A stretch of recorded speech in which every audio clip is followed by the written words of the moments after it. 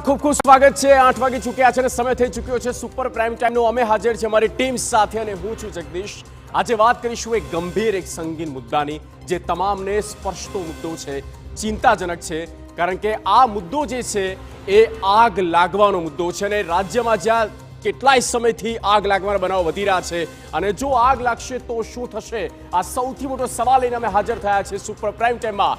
એટલા માટે જ અમે પૂછી રહ્યા છે, જો આગ લાગશે તો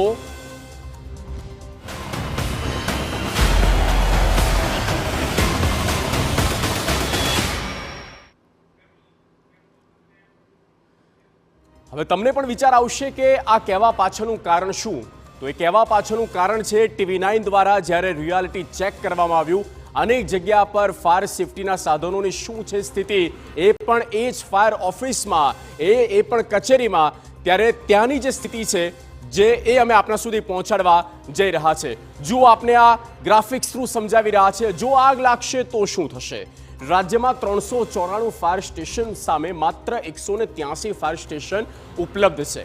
અડધાથી પણ ઓછા ફાયર સ્ટેશન જ છે।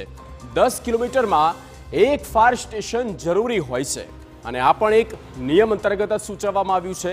અમદાવાદમાં છેલ્લા 3 વર્ષમાં 6556 આગની ઘટના બની। છેલ્લા 3 વર્ષનો આંકડો છે અને છેલ્લા 3 વર્ષમાં 12369 લોકોનું રેસ્ક્યુ કરવામાં આવ્યું છે, જેમને બચાવી લેવામાં આવ્યા છે। ત્યારે સવાલ એટલા માટે થઈ રહ્યો છે, અમે પૂછી રહ્યા છે કે શું ગુજરાતમાં ફાયર સેફટી પૂરતી છે ખરી? અને ગુજરાતની જ્યારે વાત કરીએ, ફાયર સેફટીની જ્યારે વાત કરીએ, ત્યારે સવાલ એ કચેરીનો છે, જે ફાયર ઓફિસર ત્યાં બેસે છે, એ ફાયર વિભાગમાં, ત્યાં કચેરીમાં શું સ્થિતિ છે એ અમે આજે આપને કહેવા જઈ રહ્યા છે। પૂરતો સ્ટાફ નથી, તે પણ હકીકત છે, જે આપના સુધી પહોંચાડે છે, પાણીનો મારો ચલાવે છે, ટીમ ત્યાં પહોંચે છે, પણ એ સ્ટાફ પૂરતો નથી। જ્યારે એક સાથે અલગ અલગ જગ્યા પર આગની ઘટના બને તો શું થશે, એ વિચાર અને સવાલ હવે એ આપના ઉપર અમે છોડીએ છીએ। સવાલ બીજો એ થાય કે આગ હોનારત સામે કેટલું તૈયાર છે આપણું બ્રિગેડિયર, આપણું ફાયર બ્રિગેડની ટીમની વાત કરી રહ્યા છે। ફાયર વિભાગમાં પૂરતો સ્ટાફ છે ખરી?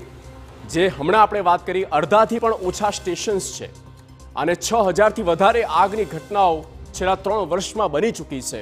ફાયર વિભાગ પાસે શું પૂરતા સાધનો છે? આ સવાલ થઈ રહ્યો છે અને આનો જવાબ પણ આપણે ટૂંક સમયમાં જ મળવાનો છે। આના પછીના રિપોર્ટમાં મેં આપને એ પણ જે રિયાલિટી ચેક કર્યું છે અને એ આંકડો પણ આપણા સુધી પહોંચાડીશું અને એ આંકડો જોઈને તમે પણ ચોંકી જશો કે શું ખરેખર આપણા ગુજરાતમાં ફાયર ડિપાર્ટમેન્ટની આટલી બદતર હાલત થઈ ગઈ છે।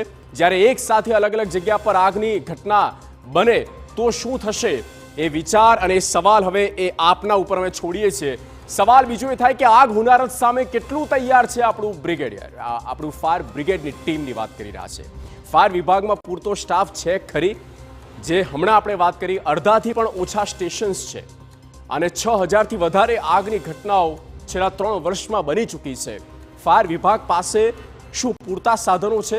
આ સવાલ થઈ રહ્યો છે અને આનો જવાબ પણ આપણે ટૂંક સમયમાં જ મળવાનો છે। આના પછીના રિપોર્ટમાં મેં આપને એ પણ જે રિયાલિટી ચેક કર્યું છે અને એ આંકડો પણ આપણા સુધી પહોંચાડીશું અને એ આંકડો જોઈને તમે પણ ચોંકી જશો કે શું ખરેખર આપણા ગુજરાતમાં ફાયર ડિપાર્ટમેન્ટની આટલી બદતર હાલત થઈ ગઈ છે।